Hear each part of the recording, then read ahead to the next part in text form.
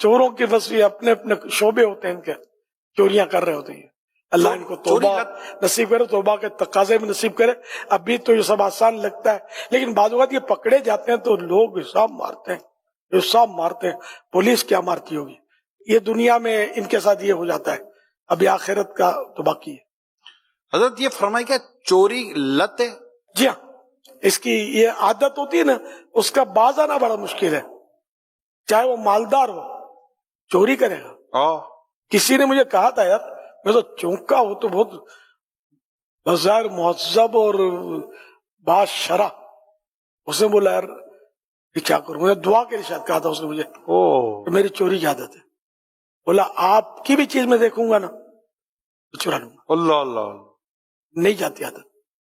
اس سے آپ کی بات کی توثیق ہو رہی ہے نا کہ چوری لت ہے. لت مجھے بالکل لت ہے، یعنی اس پر تو باقاعدہ ریسرچ ہیں اور مضامین ہوتے ہیں. بڑے بڑے امیر گھرانوں کے لوگ باقاعدہ سٹورز میں عادت ہوتی ہے چوری کرتے ہوئے کوئی چیز لیتے ہوئے. حج کیے اس نے، یہ ایک ہی مجھے ٹکرا ایسا. اللہ پاک جو اس مصیبت میں مبتلا ہے اس کو اس سے نجات بخشے. سچی توبہ کرے، نیت صاحب منزل آسان. عادت اللہ کرے گا نکل جائے گی. رب چاہے تو کیا نہیں ہو سکتا. اچھا اس میں ندامت سچی ہو. مسجدوں میں تو چوری تو مشہور ہے. اب پہلے جوتے چراتے تھے، موبائل بھی چراتے ہیں. یعنی ایک اس کے تو کلپ بھی دیکھیں سوشل میڈیا پہ. مسجد اللہ کا گھر ہے، وہاں تو جو بھی چیزیں تبرک ہے، تو اس میں سے کوئی چوری کر لو تو یہ کہاں سے چلے گا. غلاف کعبہ ہے.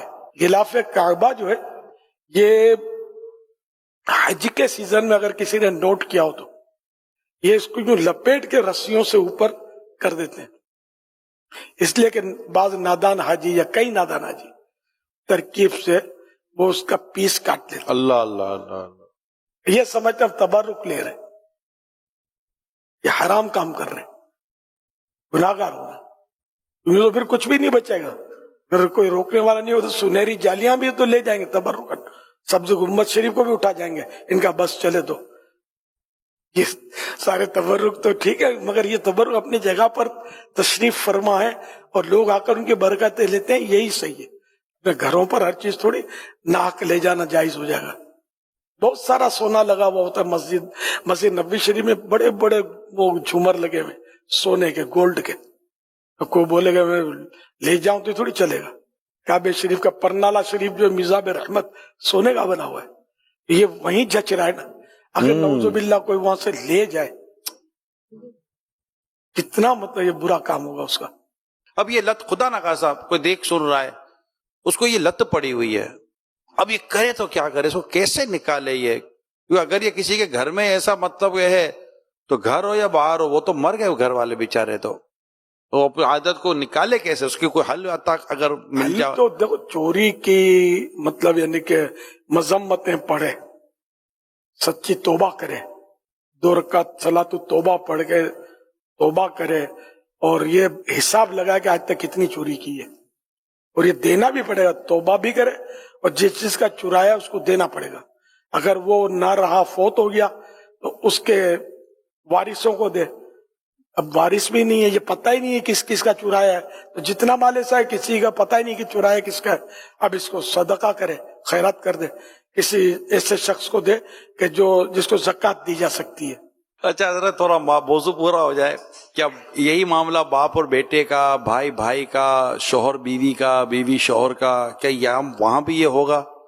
گھر میں بھی یہی؟ جی گھر میں بھی چوری تھوڑی کر سکتے نہیں، مطلب یہی چیز چلے گی کہ یار مطلب بیٹا بولا باپ کی چیز تو باپ تو میرا ہی ہے نا یار، یا باپ بولے بیٹے کی ہے تو بیٹا بھی میرا، بیٹے کا مال بھی میرا. تو یار چلو، تو یہ مطلب گھر کے اندر بھی کیا یہ ایک دوسرے کے ساتھ ان تمام تر چیزوں کے اور احکام کی جی وہاں بھی چوری نہیں کر سکتے. جتنا عرف ہے نا لینے جانا ٹھیک، اس کی مطلب جس میں اجازت سمجھی جاتی ہے، جو جیسے فریج میں نکال کر کھا لیتے ہیں، یہ سب کو پتا ہوتا ہے. ہاں مگر کسی نے گھر کے کسی فرد نے بچا کر چھپا کر رکھا ہے، بڑا ہم چھانٹی کر کے بچے رکھتے ہیں چھپا کے رکھا ہے، اب آپ والے غنیمت کر کے اس پر ہاتھ مار دیا تو یہ غلط ہوا. اب ہوتا بھی گھر میں بیچارے نے ہو سکتا خرید کے لایا ہو، گھر کے فرد پتہ نہیں چلتا نا، تو گھر خرید کر لایا ہو یا امی ابو نے دیا ہو، کوئی بھی صورت ہو، اس نے الگ رکھا ہے، اسی لیے رکھا ہے کہ کوئی اور نہ لے. اب آپ نے لے لیا کہ یہ تو فریج میں رکھا ہوا ہے نا, تو فریج کی بھی ہر شے آپ کی تھوڑی ہے.